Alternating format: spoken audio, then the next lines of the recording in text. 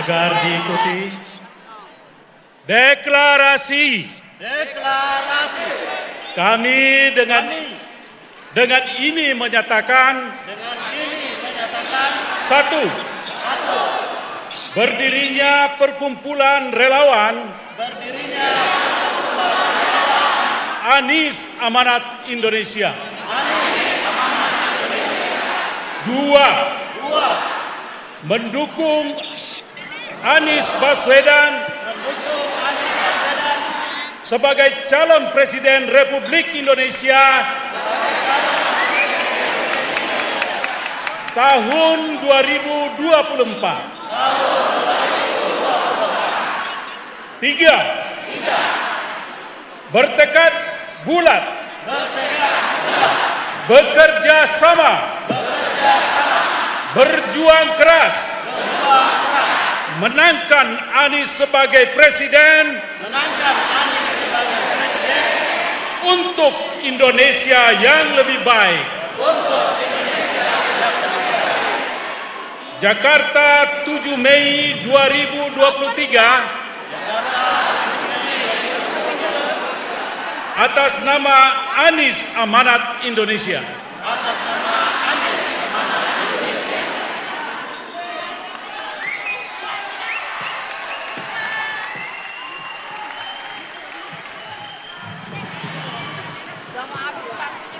Pengukuhan pengurus amanat Indonesia. Dengan mengucap Bismillahirrahmanirrahim, saya kukuhkan saudara-saudara sebagai pengurus amanat Indonesia. Penyerahan Pataka Amanat Indonesia oleh Anies Baswedan, calon Presiden Republik Indonesia, kepada Bung Sahrin Hamid, Koordinator Nasional Amanat Indonesia.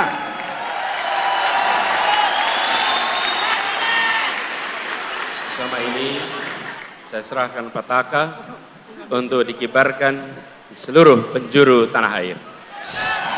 Siap dikibarkan di seluruh penjuru tanah air.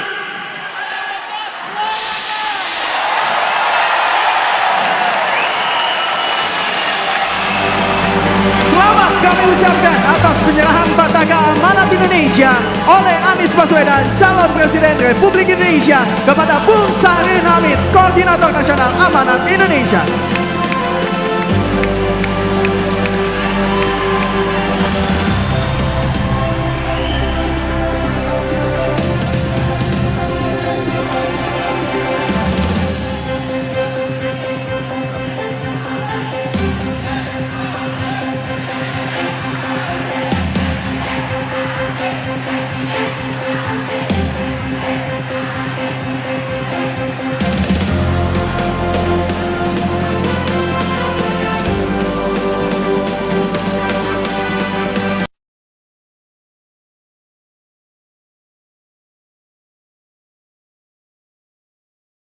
Presiden Anies, Presiden Anies, Presiden.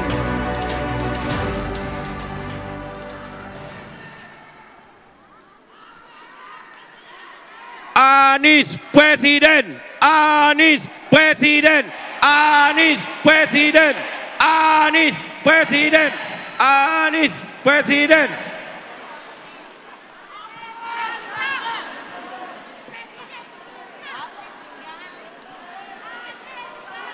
Bismillahirrahmanirrahim. Assalamualaikum warahmatullahi wabarakatuh.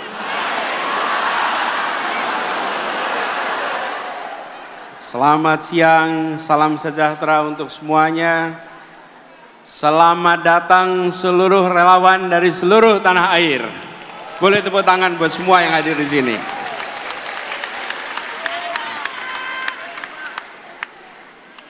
Yang saya hormati seluruh jajaran pimpinan pengurus Amanat Indonesia, khususnya ketuanya Bung Sahrin Hamid. Beri tepuk tangan untuk seluruh jajaran Amanat Indonesia. Yang saya hormati, hadir bersama kita Ketua Umum Partai Demokrat, Mas AHY. Beri tepuk tangan untuk Mas AHY.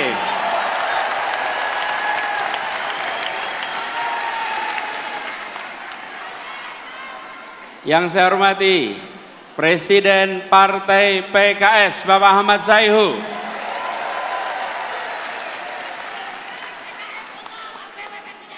Dan juga Wakil Ketua Umum Partai Nasdem, Bapak Ahmad Ali.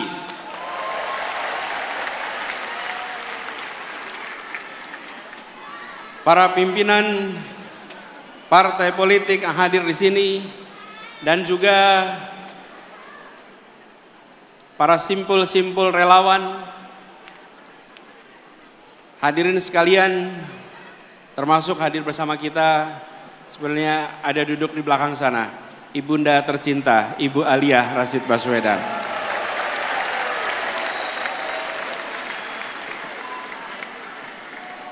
Alhamdulillah, senang sekali pada hari ini bisa berjumpa dengan teman-teman semua. Hadir di tempat ini di ruang lapangan tenis indoor, nampaknya jumlah yang hadir lebih banyak daripada yang diduga. Barangkali berikutnya kita bisa pakai Jakarta International Stadium.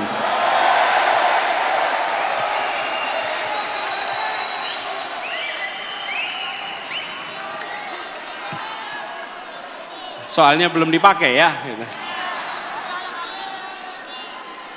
Ini relawan yang hadir, saya lihat dari banyak tempat. Mana yang paling jauh dari sini? Dari mana? Medan. Mana lagi? Banten. Rawa Bebek.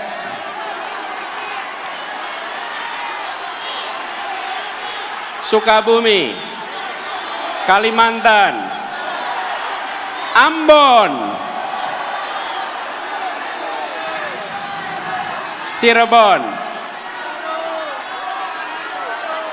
mana? Pekanbaru, Aceh,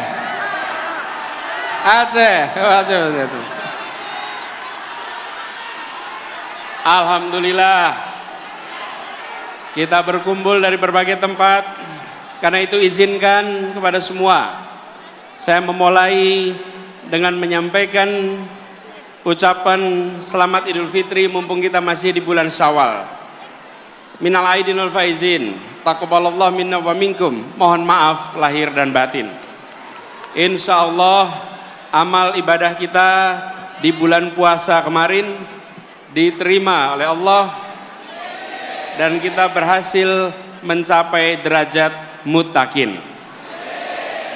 Dan semoga semangat yang kita dapatkan selama kita menjalankan ibadah di bulan suci Ramadan akan menjadi modal bagi perjuangan kita di bulan-bulan ke depan.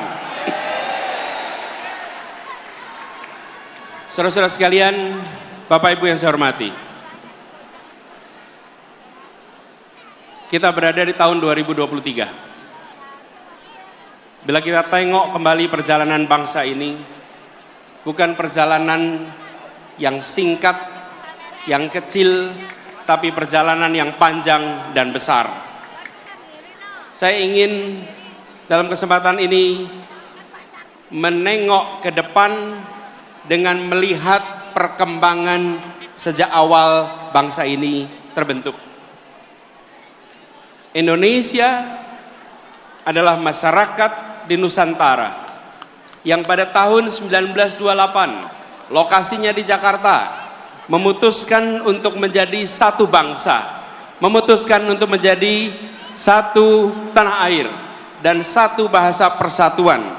Sebuah keputusan besar untuk menjadi Indonesia di 1928. Itulah satu yang pertama. Menjadi satu bangsa dengan satu bahasa persatuan. Lalu kemudian kita berjalan 17 tahun kemudian kita mendapatkan satu yang kedua, yaitu satu negara. Kita merdeka menjadi sebuah negara Republik Indonesia. Ini adalah satu yang kedua. Dan pada saat Republik ini berdiri, para pendiri Republik bukan hanya menyusun cita-cita. Semua rakyat berjuang untuk apa? Menghadirkan yang disebut dengan janji kemerdekaan. Janji kemerdekaan. Itu tahun 1945. Ini satu yang kedua. Satu yang ketiga. Di tahun 50 kita kembali menegaskan bahwa Indonesia bukan kumpulan negara kecil-kecil, tapi kita adalah sebuah negara kesatuan Republik Indonesia. Ada yang disebut dengan istilah mosi integrasi, menjadi satu. Ini satu yang ketiga, menjadi satu negara kesatuan. Tetapi pada saat itu kepulauan ini masih terpisah-pisah satu sama lain. Kita belum menjadi satu kesatuan wilayah. Yang ada adalah antar pulau, ada lautan, dan lautan itu bukan bagian dari Indonesia. Karena itu kemudian tahun 57 ada yang disebut sebagai Deklarasi Juanda, yang menyatakan bahwa seluruh wilayah air di dalam bagian dari negara Indonesia dijadikan sebagai satu teritori tahun 57. Tapi perjuangannya tidak sebentar. Dunia tidak mau langsung mengakui. Pada saat itu dunia bersikukuh bahwa Laut Jawa wilayah internasional, Selat Sunda wilayah internasional, Selat Sulawesi wilayah internasional, dan kita anak-anak bangsa berjuang memastikan bahwa ini satu teritori. Dan akhirnya di 1982 kita resmi diakui dunia sebagai satu teritori Indonesia. Inilah satu yang keempat. Menjadi satu bangsa, menjadi satu negara, satu kesatuan, dan satu wilayah. Satu wilayah. Inilah kondisi kita hari ini. Tetapi hari ini kita juga harus menengok ke depan. Kenyataannya hari ini, ya wilayah kita satu, ya bahasa kita satu, ya negara kita satu, tetapi kemakmurannya masih berbeda-beda. Betul? Karena itu ke depan kita berbicara tentang melaksanakan janji kemerdekaan. Janji kemerdekaan ini ada kalimat terakhir dalam pembukaan Undang-Undang Dasar 45, yaitu menghadirkan keadilan sosial bagi seluruh rakyat Indonesia. Inilah yang kita akan arah ke depan. Satu perekonomian, satu kesemakmuran. Bukan kemakmuran tinggi di satu kota dan rendah di wilayah lain. Bukan kemakmuran tinggi di satu pulau dan lemah di tempat lain. Kita ingin ketimpangan-ketimpangan seperti ini dibereskan untuk semuanya. Apa itu satu kesemakmuran? Satu kemakmuran, satu kesemakmuran. Izinkan saya cerita pengalaman kami di Jakarta. Bapak Ibu sekalian yang tinggal di Jakarta, Jakarta ini terdiri dari berapa kabupaten kota? 6.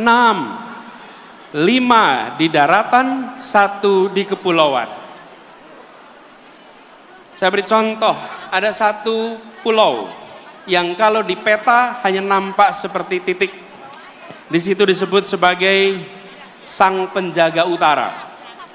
Pulau ini selama sejak kemerdekaan hingga akhir-akhir ini adalah pulau yang jauh di depan dari daratan Jakarta.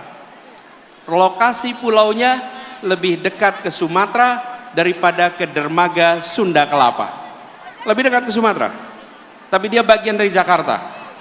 Dan di pulau ini puluhan tahun tanpa listrik, puluhan tahun kesulitan air bersih, puluhan tahun hanya sesekali kapal melintas. Namanya Pulau Sebira. Bila kita menyaksikan Jakarta hanya sebagai urusan daratan, maka tempat ini akan terus-menerus dibiarkan. Pendekatan kita adalah Jakarta harus satu kesemakmuran. Apa yang terjadi? Dibangun pulau itu, dikirimkan pesan kepada semua 11 pulau yang berada di luar daratan Jakarta. Mereka sekarang kini semua menikmati listrik lengkap, air bersih lengkap, akses kesehatan lengkap, akses pendidikan lengkap. Ini adalah komitmen kita bahwa berada dalam sebuah wilayah yang sama, teritori yang sama, kita harus bisa satu kesemakmuran. Dan ketika ini diterapkan, prinsip kita adalah begini. Lokasi pulau itu memang jauh dari Monas, tapi dia adalah bagian dari Jakarta. Anda semua yang hadir di sini, yang dari Aceh, hitungan kilometernya dari Jakarta memang jauh, tapi Anda 0 kilometer dari Ibu Pertiwi. Dari Papua, hitungan kilometer dari Monas memang panjang, tapi Anda 0 kilometer dari Ibu Pertiwi. Dari manapun Anda berada di tempat ini, hitungan kilometernya panjang, tapi sesungguhnya Anda 0 kilometer dari Ibu Pertiwi. Inilah yang harus dikembalikan. Inilah yang harus menjadi pegangan kita, bahwa republik ini tidak didirikan dengan perhitungan ongkos, untung dan rugi. Republik ini didirikan dengan janji untuk seluruh tumpah darah Indonesia. Jadi kita berbicara tentang Indonesia ke depan, berbicara tentang Indonesia yang satu kesemakmuran, bukan Indonesia yang terpisahkan karena jejak kesejahteraan yang berbeda-beda. Prinsip yang kita dorong adalah pertumbuhan yang berkualitas, bukan semata-mata pertumbuhan yang angkanya tinggi. Pertumbuhan yang angkanya tinggi tapi tidak berkualitas tidak dirasakan oleh rakyat kebanyakan. Apa itu pertumbuhan yang berkualitas? Pertumbuhan yang berkualitas adalah pertumbuhan ekonomi yang tumbuhnya dirasakan oleh semua, yang pemerataan beriring bersama dengan pertumbuhan. Ada pertumbuhan yang begitu tinggi tetapi rakyatnya tidak merasakan. Kenapa? Karena hanya ada 1-2 sektor yang tumbuh utama, yang lain hanya menonton dari rumahnya masing-masing. Inilah yang kita ingin jangkau semuanya. Kemudian kita tahu negeri ini punya begitu banyak peluang, dan pemerintah harus memastikan bahwa sumber daya yang diberikan oleh pemerintah untuk rakyatnya adalah sumber daya yang tepat. Kita menghadapi tantangan lingkungan hidup, itu menjadi kenyataan bagi kita. Solusi menghadapi masalah lingkungan hidup, apalagi soal polusi udara, bukanlah terletak di dalam subsidi untuk mobil listrik, yang pemilik mobil listriknya adalah mereka-mereka yang tidak membutuhkan subsidi. Betul? Kalau kita hitung, apalagi ini contoh, ketika sampai pada mobil listrik, emisi karbon mobil listrik per kapita per kilometer sesungguhnya lebih tinggi daripada emisi karbon bis berbahan bakar minyak. Emisi per kilometer per kapita untuk mobil listrik dibandingkan dengan bis berbasis BBM. Kenapa itu bisa terjadi? Karena bis memuat orang banyak, sementara mobil memuat orang sedikit. Ditambah lagi pengalaman kami di Jakarta, ketika kendaraan pribadi berbasis listrik, dia tidak akan menggantikan mobil yang ada di garasinya. Dia akan menambah mobil di jalanan, menambah kemacetan di jalanan. Jadi, yang didorong ke depan adalah demokratisasi sumber daya, bahwa kita mengarahkan agar sumber daya yang dimiliki negara diberikan melalui sektor-sektor yang memberikan manfaat nyata bagi masyarakat banyak, bukan semata-mata untuk mendapatkan perhatian dalam percakapan, apalagi percakapan sosial media. Karena itulah kita ingin dorong ke depan, insya Allah jalan-jalan tol yang sekarang sudah dibangun secara amat baik oleh pemerintahan hari ini, ke depannya nantinya dipenuhi oleh kendaraan-kendaraan umum berbasis dengan listrik ke depan. Kendaraan-kendaraan logistik berbasis listrik, bukan pribadi tapi kendaraan umum. Dan kita tahu begitu bicara kendaraan logistik, kendaraan umum, pengangkut massal, maka dia bukan hanya memindahkan badan, bukan hanya memindahkan barang, dia sebetulnya adalah alat untuk membangun perasaan kesetaraan, alat membangun perasaan persatuan. Jadi ke depan ini adalah contoh bagaimana kebijakan disusun berdasarkan gagasan, bukan sekedar kebijakan tanpa narasi, tanpa gagasan. Urutannya harus jelas, bukan hanya karya, tapi karya berbasis narasi, narasi berbasis gagasan. Dan gagasannya di sini adalah tadi yang saya sampaikan, kesemakmuran, kesetaraan, keadilan, dan begitu ada pembagian sumber daya, maka pembagian sumber daya ini adalah memasukkan unsur-unsur gagasan itu. Karena itulah ketika kita melihat ke depan, kita membayangkan bahwa pembangunan ke depan adalah pembangunan yang menjangkau semua, bukan menjangkau sebagian.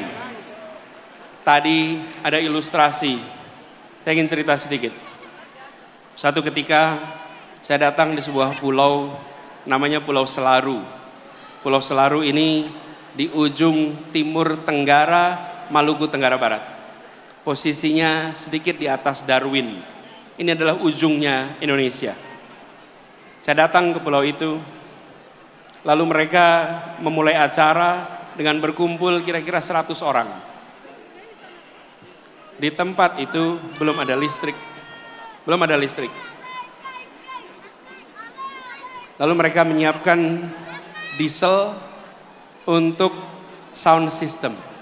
Dieselnya ditaruh kira-kira 20-30 meter dari lokasi acara, supaya ramainya diesel tidak terdengar kita. Di tempat itu acara mau dimulai. Lalu yang mimpin acara bilang, saudara-saudara semua, mari kita berdiri menyanyikan Indonesia Raya. Hati saya bergetar. Di sebuah tanah yang listriknya belum masuk, mereka memulai acara dengan menyatakan kami mencintai Republik ini, walaupun Republik ini belum menunaikan janjinya di tempat ini. Mereka belum merasakan kesejahteraan fasilitas seperti kita. Yang mereka miliki masih terbatas, tapi mereka mengirim pesan pada tamu yang datang dari Jakarta. Pak Anies, bisa jadi kami belum punya listrik, bisa jadi kami belum sejahtera, tapi jangan pernah ragukan keindonesiaan dan kecintaan kami pada Indonesia. Saya menemukan kalimat-kalimat seperti di berbagai tempat. Saya datang ke sebuah tempat namanya Sentolo. Sentolo ini di Jawa, di Kulon Progo. Ngobrol dengan warga. Di tempat itu ketika saya bicara, mereka cerita, Pak Anies, tempat ini sudah diukur akan dipakai untuk pembangunan jalan tol. Rumah saya akan kena. Lalu saya tanya, bagaimana Pak rumahnya kena? Oh nggak apa-apa Pak, biarkan tanah ini dipakai untuk pembangunan, karena ini adalah untuk kepentingan negara, ini untuk kepentingan masyarakat banyak. Dia belum sejahtera, dia kondisinya masih minim, tapi dia mengatakan pada semua bahwa kecintaan kami bukan berdasarkan kekayaan material. Kami mencintai Republik ini secara tanpa syarat. Kami sekalian, kita-kita yang berkumpul di tempat ini, kita-kita yang memperjuangkan Indonesia yang lebih baik, kita harus ingat bahwa ada saudara-saudara kita yang lokasinya hitungan kilometer jauh dari Jakarta, jauh dari Monas, tapi mereka 0 kilometer dari Indonesia, dan mereka harus merasakan kesejahteraan yang meningkat secara amat serius. Itulah sebabnya bicara tentang kesemakmuran harus konkret. Kami coba wujudkan kemarin di Jakarta, dan insya Allah bila Allah nanti takdirkan tahun depan kita akan merasakan sebuah penentuan arah. Pemilu Pilpres 2024 Anies Presiden. bukan soal meneruskan atau tidak meneruskan sebuah program. Bukan. Pemilu 2024, pemilu 2019, pemilu 2014, dan pemilu-pemilu lainnya adalah sebuah kesempatan untuk menengok kembali arah perjalanan bangsa. Republik ini didirikan dengan cita-cita, dengan janji menghadirkan keadilan bagi semua. Kita harus ingat, merdeka bukan hanya untuk menggulung kolonialisme, merdeka adalah untuk menggelar keadilan bagi semuanya. Merdeka menggelar kesejahteraan bagi semuanya.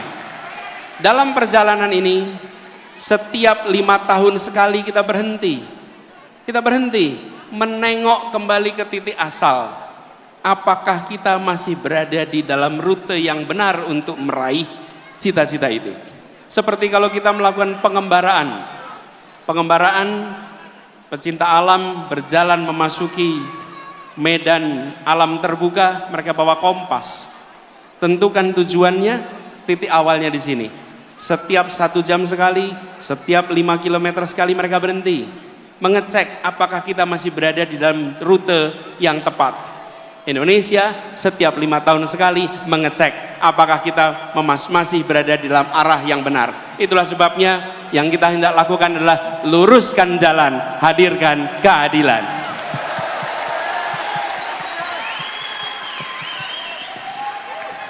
Teman-teman semua, para relawan dan semua simpatisan pendukung yang saya hormati, saya berkali-kali mengatakan bahwa relawan itu adalah pribadi-pribadi mulia. Relawan tidak dibayar bukan karena tak bernilai, tapi karena tak ternilai harganya. Perjuangan ke depan kita ingin meluruskan jalan, dan meluruskan jalan ini kita berhadapan dengan sebuah kompetisi. Kompetisi gagasan, kompetisi rencana, kompetisi rekam jejak.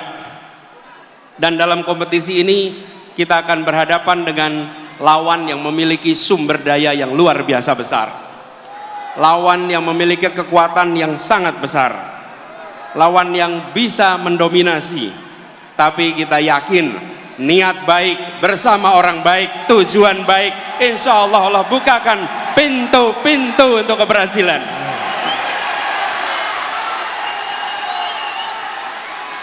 Kita tidak pernah gentar dengan ukuran material. Kita akan tunjukkan kekuatan spiritual yang kita miliki untuk meraih yang dijanjikan oleh Republik ini. Ini bukan tentang satu orang, ini bukan tentang satu partai, ini adalah tentang nasib masa depan bangsa kita dan anak-anak dari bangsa kita. Jaga kemuliaan perjuangan ini, jaga kehormatan perjuangan ini. Kirimkan pesan-pesan yang mempersatukan, kirimkan pesan-pesan yang menunjukkan bahwa kami tidak jual murah idealisme itu, kami junjung tinggi idealisme itu. Tunjukkan bahwa kita punya rekam jejak yang baik, punya rekam gagasan yang baik, punya rekam karya yang baik. Karena kita punya itu semua, kita tidak perlu berbohong, kita tunjukkan kenyataan. Bila rekam jejak kita bermasalah, bila rekam gagasan kita bermasalah, bila rekam karya bermasalah, baru di situ ada kebohongan-kebohongan. Betul? Karena itu kalau kita menyaksikan ada kebohongan diproduksi, sebenarnya itu adalah cerminan rasa tidak percaya diri atas yang dimiliki. Jadi kita tidak perlu memproduksi kebohongan, tidak perlu memproduksi itu semua. tunjukkan kenyataan dan biarkan kenyataan memenangkan pertarungan gagasan, memenangkan pertarungan rekam jejak, memenangkan pertarungan karya.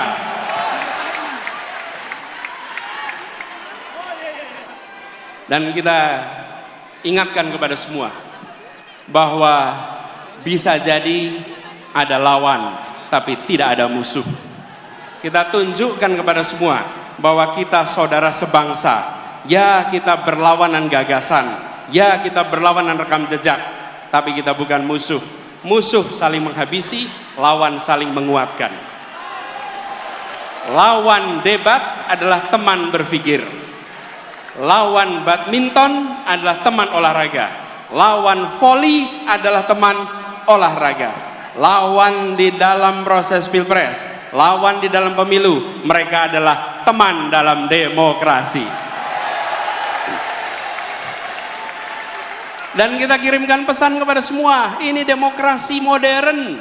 Ini bukan pengaturan negara dengan cara-cara yang non modern. Di dalam demokrasi modern, saya ingatkan beberapa hari yang lalu, bahwa di dalam proses ini semua tidak ada kekuasaan yang berpindah, tidak ada kekuasaan yang hilang. Kekuasaan itu tetap dan terus berada di tangan rakyat Indonesia.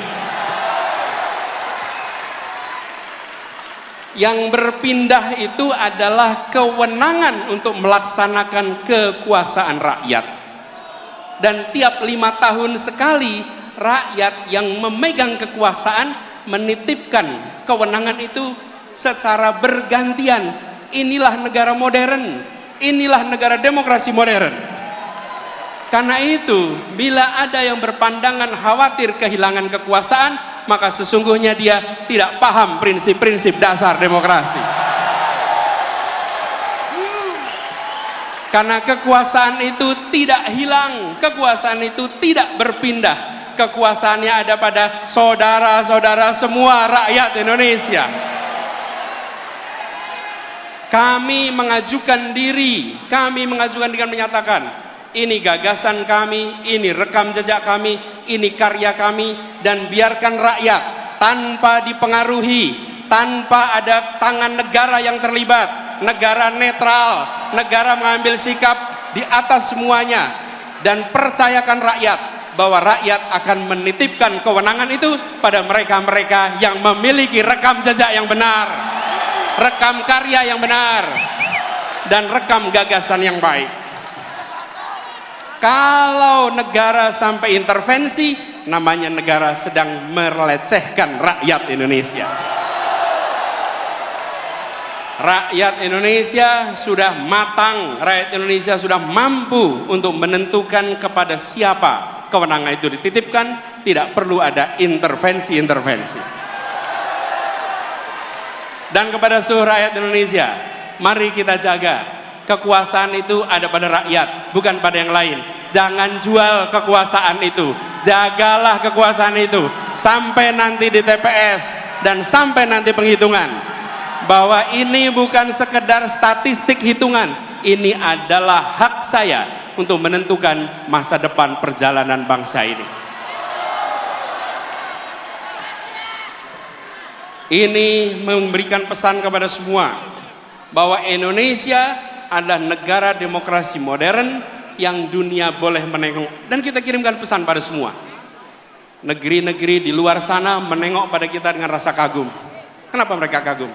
Mereka melihat sebuah bangsa yang bahasanya ratusan, yang suku bangsanya ratusan, tapi memiliki kemampuan untuk berbicara dengan bahasa satu, bahasa persatuan, bahasa Indonesia.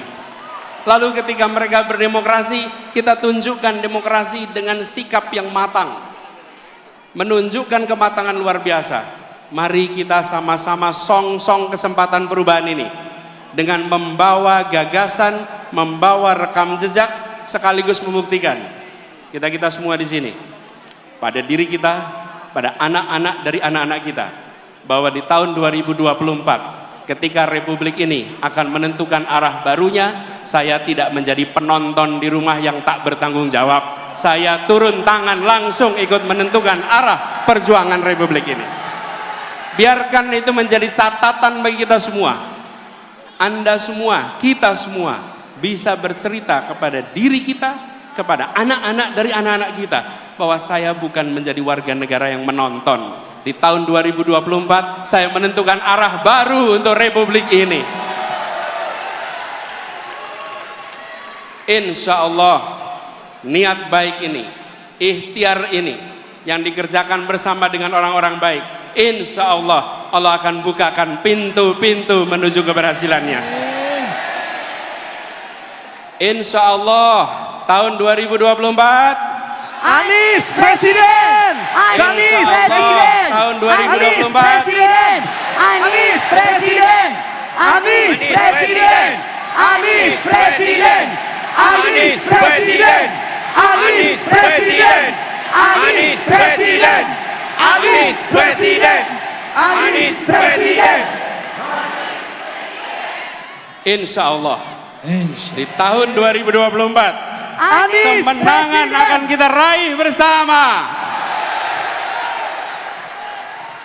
Terima kasih, dan kepada semuanya yang datang dari berbagai wilayah, datang ke Jakarta, datang ke tempat ini, titip salam untuk keluarga, titip salam untuk saudara-saudara semua.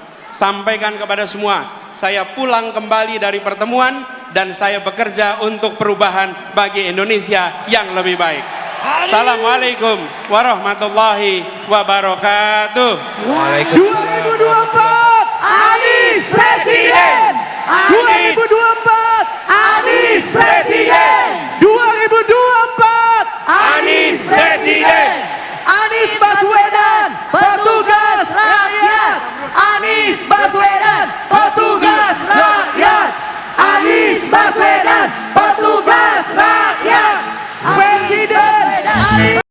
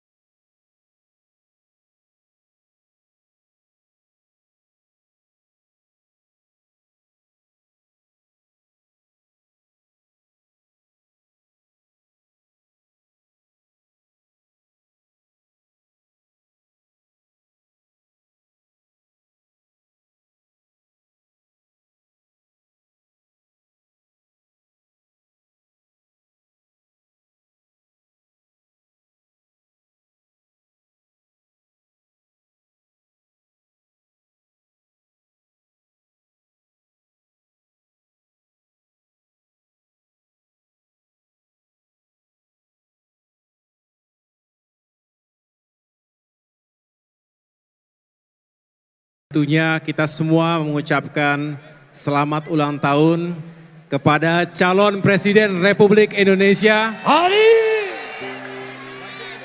Bapak Anies Baswedan. Semoga panjang umur, sehat selalu, sukses dalam perjuangan dan menang besar kita semuanya. Amin. Menjadi pemimpin rakyat untuk mewujudkan keadilan untuk semua. Selamat juga kepada Amanat Indonesia atas berdirinya gerakan relawan yang luar biasa ini. Semoga menjadi penggerak perjuangan di lapangan. Amin. Dan semoga ketiga partai dalam koalisi perubahan ini semakin solid. Kita berjuang bersama dengan PKS dan Nasdem, Partai Demokrat siap untuk memenangkan Anies Baswedan. Terima kasih. Wassalamualaikum warahmatullahi wabarakatuh. Pada Presiden PKS kami persilakan. Bapak Nasdem siap, Bang Ahmad Ali, silakan. Terima kasih. Assalamualaikum warahmatullahi wabarakatuh. Senang sekali hari ini kita bisa berkumpul di sini dalam rangka deklarasi relawan yang baru dibentuk Amanat Nasional, Amanat Indonesia. Amanat Indonesia. Kebahagiaan ini menjadi berlimpah, menjadi semakin bertambah karena pas di hari ini, hari ulang tahun ke-56 Bapak Anies Rashid Baswedan yang insya Allah tahun 2024 akan menjadi pemimpin bagi semua kita yang ada di sini.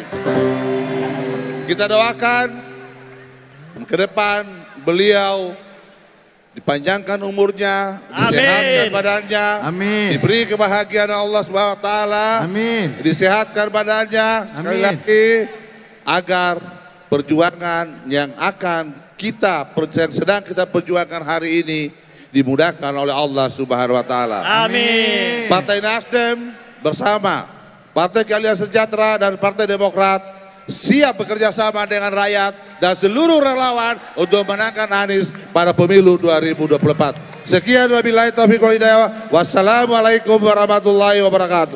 Terima kasih. Selanjutnya Presiden PKS. Assalamualaikum warahmatullahi wabarakatuh. Selamat sore, salam sejahtera untuk kita semuanya. Saya atas nama Partai Keadilan Sejahtera mengucapkan selamat dan sukses atas hari ini. Pak Anies telah berusia 54 tahun. Mudah-mudahan kita doakan beliau senantiasa diberikan keberkahan oleh Allah Subhanahu wa taala. Amin. Dan insya Allah mudah-mudahan Allah berikan umur panjang pada beliau. Dan pada tahun depan mudah-mudahan tidak lagi sebagai capres tetapi insya Allah sebagai presiden Republik Indonesia.